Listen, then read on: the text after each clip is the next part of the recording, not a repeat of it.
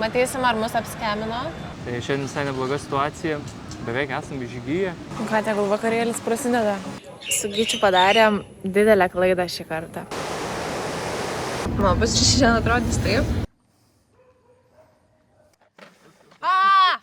Šiandien su Gyčiu vykstame į vakarinę Puketo dalį. Puketo sala turi daugiau nei 40 paplūdimių, bet vakarinė pakrantė yra ypatinga tuo, kad čia galima stebėti saulę leidžiantis tiesiai Andamanų jūrą. Keliavome iki šio paplūdimio daugiau nei valandą motoroleriu. Pakeliui sustojame nusipirkti saldžių, ką tik supjaustytų ananasų ir važiavome pro nesibaigiančias palmių plantacijas. Tokios akimirkos primena, kad kelionė kartais būna ne mažiau įdomi už patį tikslą. Said your boy's gonna love too hard and break more than one. He gonna make sweet women. Biškį apie mūsų akies infekciją, tą visą ligos istoriją. Tai šiandien visai nebloga situacija, beveik esam išgyję. Jau nuo pirmadienio kažkaip trečiąjį galėtume eiti sportuoti. Iki šiol buvo visas tas procesas gyjimo, infekcijos pasigavimo, tai išsiaiškinom šiek tiek daugiau dalykų. Pirmas dalykas, kad labai vaikšto tos infekcijos per sporto klubus. Ir ypač žmonės, kurie keičia sporto klubus, jas atneša. Tai sužinojom, kad mūsų sporto klube buvo 5 žmonės, kurie užsikrėtė, akies infekcija. Tai iš esmės labai greitai plintantis, užtenka bet kokią sąlyčio vos ne su lapkėm arba su pirštinėm prakaitu ir panašiai. Ir gydymas ganėtinai ilgai užtrunka. Savaitę 2 kažkur tai su antibiotikais, visokiais lašiukais ir panašiai. Tai va, tai salėse visą laiką reikia būti atsargiems. Ką pamiršom iš tikrųjų, kitam kartui, ką reikėtų pasidaryti, prieš pat kelionę išgerti probiotikų kursą. Būna tam tikri specialūs travel biotics ar travel probiotics kursai, kur gali išgerti ir turėsi geresnį imunitetą. Manau, šito vietoj biškį praleidom ir dėl to užtrukom ilgiau gydymo procese. Ir aplankėm 3 ligonines 4 kartus. Tai pirmą kartą važiavom į Puketo ligoninę, ten nebuvo akies centro, išrašė vienus antibiotikus, tada į kliniką, kur treneris rekomendavo kitus antibiotikus, nieks nepadėjo, sugalvojom važiuoti į akių centrą, Bankoko Puketo Hospital ligoniniai. Ir tenai jau išrašė tuos pirminius, kaip ir antibiotikus, kur prieš tai buvo mums vaistininkė išrašiusi, tai su jais pradėjo lyg ir gerėti po 2-3 dienų. Aišku, nuolatinis ašarų, lašinimasis į akis, valymas, priežiūra ir taip toliau. Bet iš tikrųjų praleidom ir sportą, gan nemažai, 2 savaitės, man atrodo, ir ne sporto praleistom.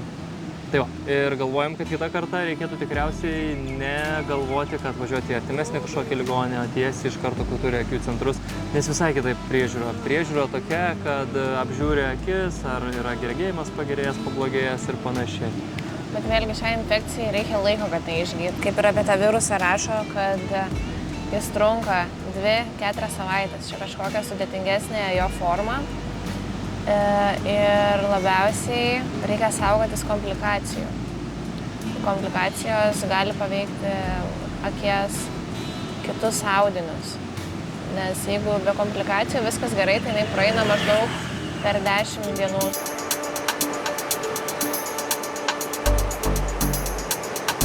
Bon appétit.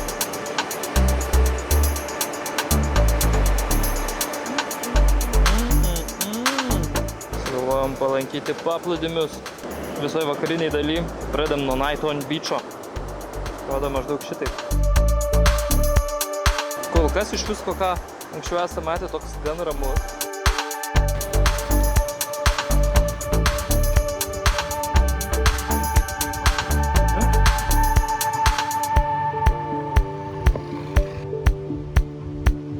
Procedūros prieš beachą.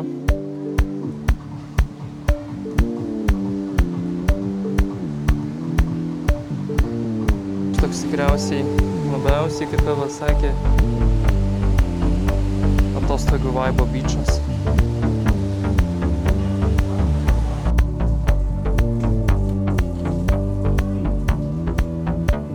Ką tegul vakarėlis prasideda.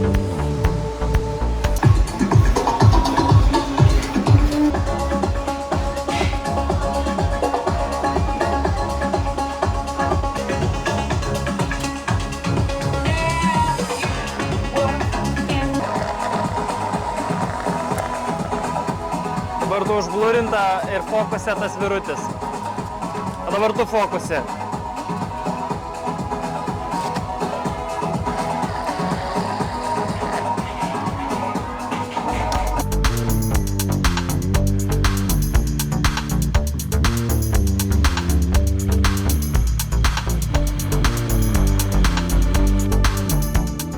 Beach Club. Bangtao paplūdimys, vienas ilgiausių ir ramiausių Pukete, garsėjantis švelniu smėliu, skaidriu vandeniu ir įspūdingais saulėlydžiais. Čia susijungia prabangus kurortai, paplūdimio klubai ir ramesnė atmosfera. Čia jau turistai gali nueit padainuoti. Aš tvajaus eisiu irgi.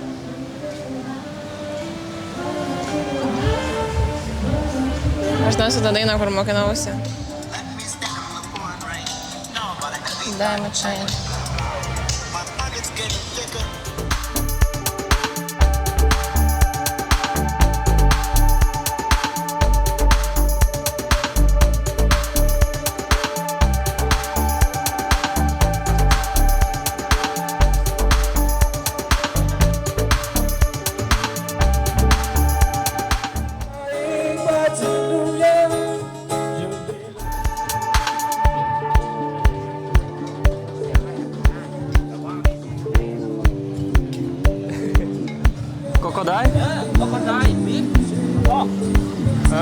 Pork chicken.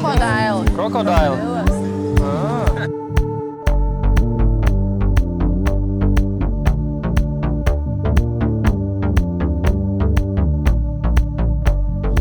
Aplankėm Lagūną Night Market, tai nuomonė mano nekokia. Labai brangios kainos iš tikro, už kukį sumokėjom 3 eurus, nepasakyčiau, kad įspūdingai skanu. Groja rusiška muzika, tai orientuota į turistus rusus, tas ir jaučiasi. Tai šitas galas, nežinau, nerekomenduoju. Labas rytas, keliaujam šiandien vėl iš šventyklos, tai parodysim, ką apsirengėm. Šiek tiek pafilmuosim, turėtume aplankyti ir Beždžionių kalną, tai tenais juos puldinėja žmonės kartais.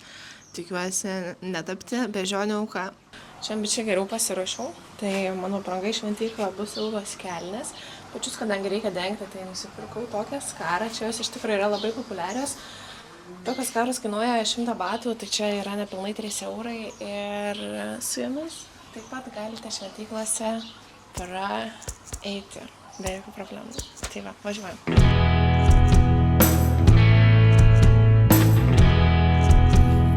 Dažniausias mūsų greito maisto pasirinkimas būna 7-Eleven. Tokia maža maksimytė, kurioje rasi viską.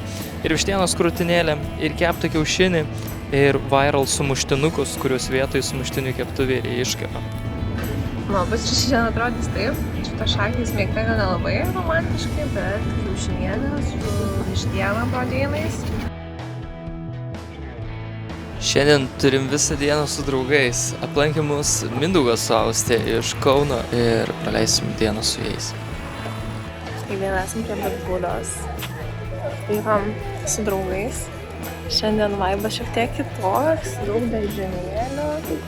Daug iš vidaus bėga beždžionėlių. Saulė šviečia kaip pamišus visiškai.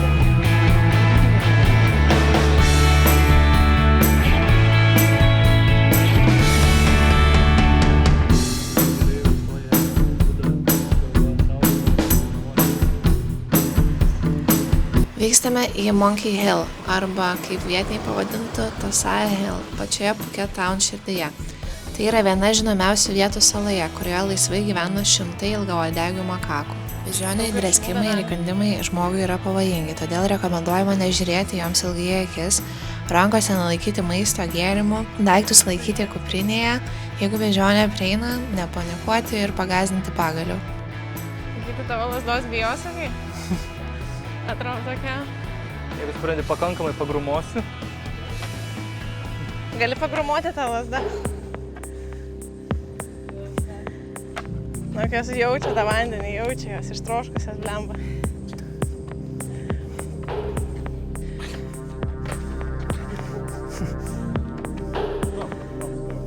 Viskas gana. Kažkas nepadeda.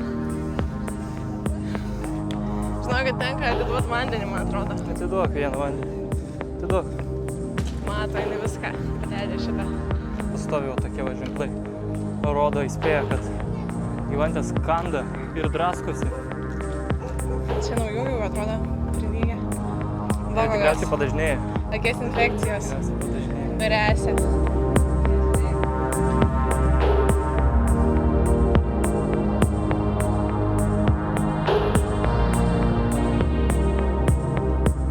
Jau lipame kalną ir Gytis nusprendė, kai esam čia pasižiūrėti, ką daryti, sutikus agresyvės beždžionės. Geriau vėliau negu niekada. Dar vis tiek, kaip sako, nepilvėl. O YouTube'as sako, jokiu būdu nežiūrėk į akis, nešiep dantų, naudok smurtą tik tai kraštutiniu atveju ir slėpkis už medžių.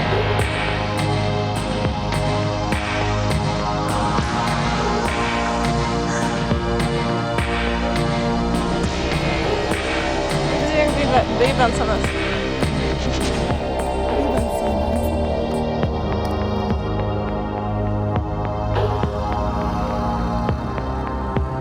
Čia nenori pažiūrėti.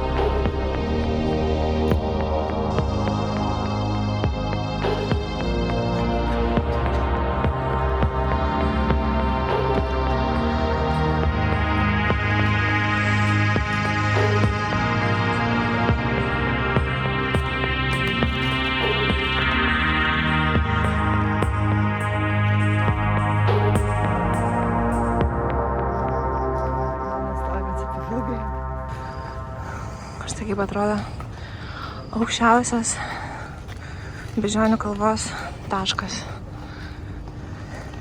Šiaip užlipus į kalną, žiauriai malonu lipti į apačią dabar.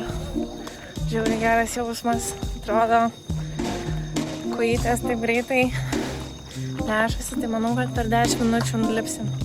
O užlipom maždaug per 30-40 minučių į viršų.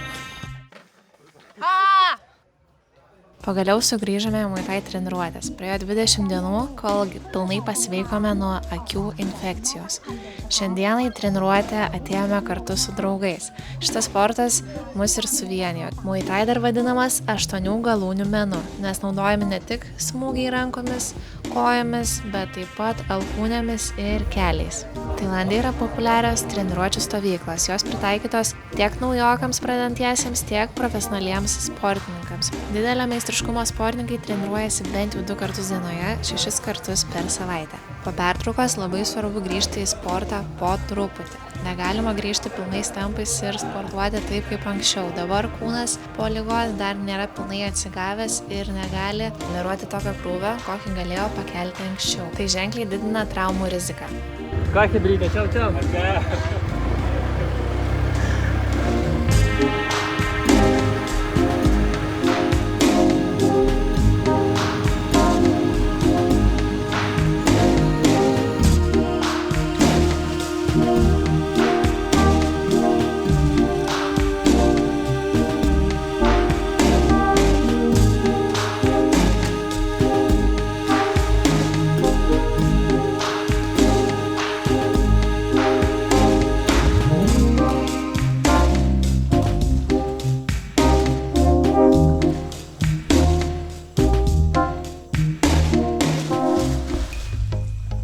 Su Gyčiu padarėm didelę klaidą šį kartą.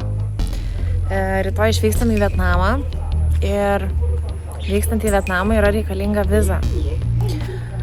Na, mes tą vizą užsipildėme prieš 3 darbo dienas, rytoj bus 3 diena, o per 3 dienas ją aprūvina. Tai šiandieną dar viza mums nepatvirtinta. Jeigu rytoj šito jinai nebus patvirtinta, galimai negalėsim skristi, galimai negalėsim lipti į lėktuvą, nes tokiu atveju atsako skrydžių bendrovė. 9 ryto mes į oro uostą atvykom ir vis dar mūsų vizos procesing. Tai išvirt tokioj avantūrui mes iš tikrųjų ir galvojam, ar išskrisim ar ne. Tai primenu istoriją. Į Vietnamo vizą pasitvirtinti reikia prieš 3 dienas bent jau. Prieš 3 dienas mes pasitvirtinom, dar jų negavome. Pasirodo, kad jeigu jos kažkur užstringa, gali trukti tas laikas ir ilgiau, gal trukti ir 5 dienas. Tai mes turbūt papuolėm į tą terminą. Atvykom į oro uostą, vizų neturim, pabandėm pasidaryti check-iną. Mūsų nepraleido, tai sėdim, laukiam vizų, žiūrėsim, ar pavyks jas susiveikti iki skrydžio. Išsiaiškinam naujų daug dalykų. Pasirodo, yra tokios paslaugos kaip vizos gavimo patvirtinimas. Pradžia atrodo kaip skemas, bet labai daug gerų atsiliepimų internete ir panašiai. Tai yra ne vyriausybinė organizacija, tokios kaip įmonės, susimoki šiek tiek, bet jos gali pagreitinti visą tą procesą. Tai tikimės, kad šitas dalykas gal mus ir išgelbės. Tai turėtumėm gauti už maždaug valandos 2. Norisi kuo greičiau, tikrinam telefonus kiekvieną minutę. Matysim, ar mus apskemino, ar šitas viza speed-upas iš tikro veikia. Vizų pagreitimo paslauga mums šįryt atsiėjo 2 žmonėm 220 €, tai vienam žmogui 110 € kainavo papildomai. Tai tiesiog nenorėjom rizikuoti. Norėjom šiandien išvysti jau Vietnamą.